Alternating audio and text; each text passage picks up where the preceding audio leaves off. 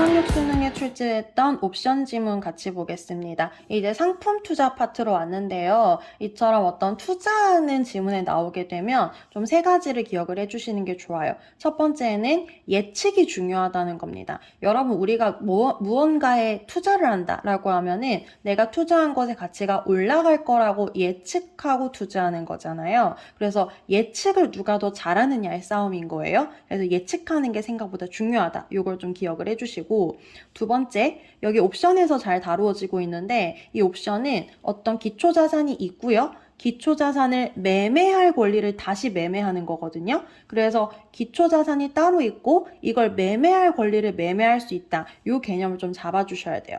마지막으로 기초자산에 대한 매매가 있고 이것에 대한 권리를 또 매매하는 것이기 때문에 이렇게 투자하는 지문에서는 이 거래 시기가 여러 시기가 생기게 됩니다. 그래서 시기가 여러 시기가 있을 수 있다라고 하는 걸 좀 기억을 해주시면 좋을 것 같습니다. 자, 지문 들어가서 저랑 공부를 좀 해볼게요. 1문단입니다. 1문단에서는 요 3번 문장을 잘 보셔야 되는데 옵션은 미래의 일정한 시기에 미리 정해진 가격으로 어떤 상품을 사거나 팔 수 있는 권리래요. 미래의 시기에 가격이 정해져 있고 이 가격으로 매매할 권리를 돈 주고 산다는 겁니다. 지금 이 단락에서 최초의 옵션의 예시를 들어주고 있거든요. 그 최초의 옵션이 뭐냐면 올리브유 앞찾기에 대한 옵션입니다. 자, 4번 문장으로 바로 가시면요. 파종기 씨 뿌리는 시기에 미리 조금의 돈을 주고 수확기에 일정한 임대료로 앞찾기를 빌릴 수 있는 권리를 사요. 자, 앞찾기 빌리는데 돈을 준 게 아니라 그 빌릴 권리를 사는데 돈을 준 겁니다. 만약 풍작이면 앞찾기를 빌리려는 사람이 많아져서 임대료가 비싸지게 되니까 내가 기존에 계약했던 권리보다 임대료가 많이 비싸져서 내가 빌리는 돈보다 사람들한테 빌려주는 돈이 더 비싸지는 거예요. 그럼 이윤을 남길 수 있게 되겠죠. 하지만 흉작이면 내가 이 돈으로 빌리면 오히려 손해봅니다. 그럴 때 어떻게 해요? 그냥 그 빌릴 권리를 포기하면 돼요. 자, 그러니까 옵션이라고 하는 건 뭐예요? 일정한 임대료로 앞찾기를 빌릴 수 있는 권리예요. 자, 선생님이 옆에다 정리를 좀 해놨는데 파종기, 수확기로 시기가 둘로 나뉘어져 있는 걸 좀 봐주세요. 그래서 파종기에 옵션 프리미엄이라고 하는 조금의 돈을 주고 내가 미래에 어떤 일정한 돈으로 내가 올리브유 앞찾기죠. 올리브유 앞찾기를 빌릴 권리를 샀어요. 자, 그리고 이제 미래의 시기가 도래했습니다. 수확기가 됐더니 흉작일 때와 풍작일 때가 나뉘어져요. 그래서 흉작이어서 이 올리브유 앞찾기를 빌리려는 사람이 별로 없어. 그래서 내가 이거를 다른 사람한테 임대해 줘봤자 내가 수익이 안 생긴다면 그냥 임차를 포기해요. 그러면 내 손에는 뭐냐면 내가 파종기에 미리 줬던 옵션 프리미엄 이만큼 손해를 보는 겁니다.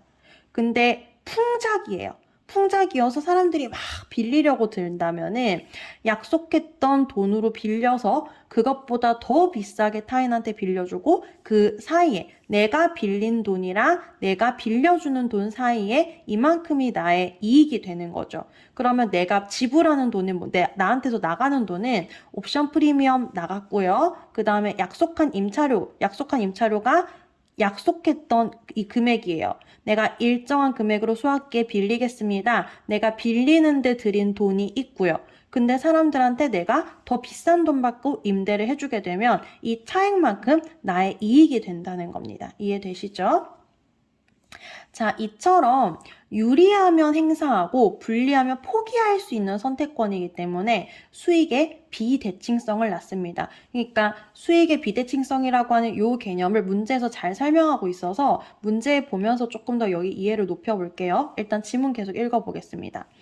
미래의 기초자산, 여기서 기초자산이 뭡니까? 올리브유 앞찾기 임대료입니다. 이게 막 올라가게 되면 올라가는 만큼 나의 이익이 늘어나게 돼요. 근데 올리브유 앞찾기 임대료가 막 줄어들어요.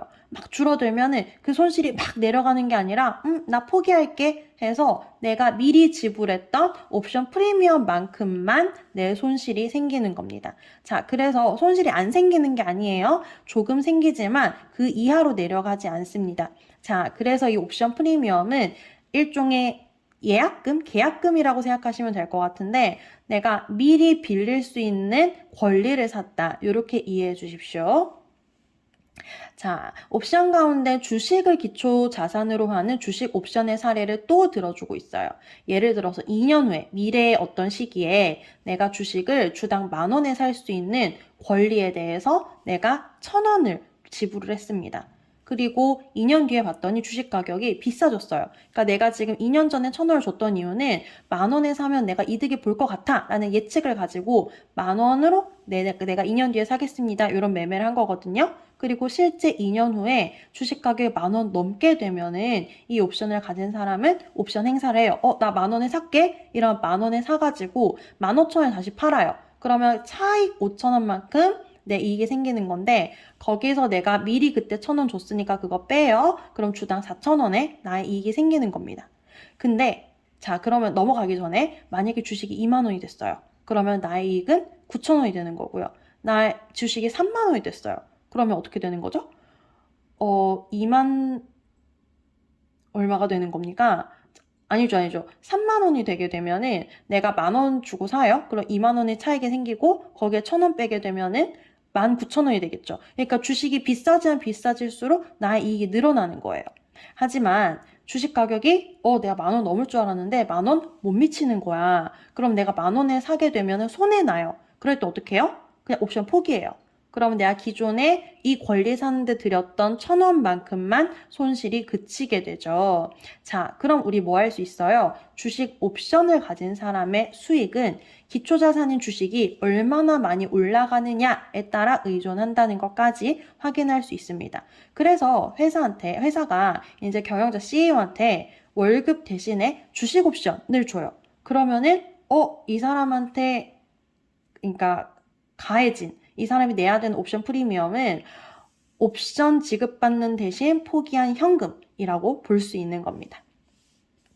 자, 이거 마지막에 이제 위험성을 언급하면서 마무리되거든요. 그러니까 옵션이라고 하는 게 내가 손해가 일정 금액 이하로는 떨어지지 않아 라고 해서 적은 돈으로 하지만 이득을 보면은 이 기초자산이 올라가면 올라가는 만큼 나의 이득이 올라가게 되죠.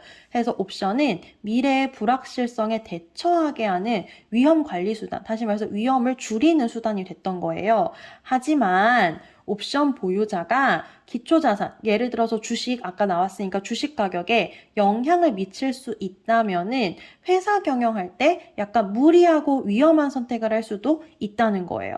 예컨대 주식을 살 권리를 가진 경영자가 기초자산 가격이 많이 올라야지 내 옵션이 그만큼 옵션 행사했을 때 나의 수익이 그만큼 늘어나니까 굉장히 위험한 그러면서 고수익은 리스크도 큰 거예요.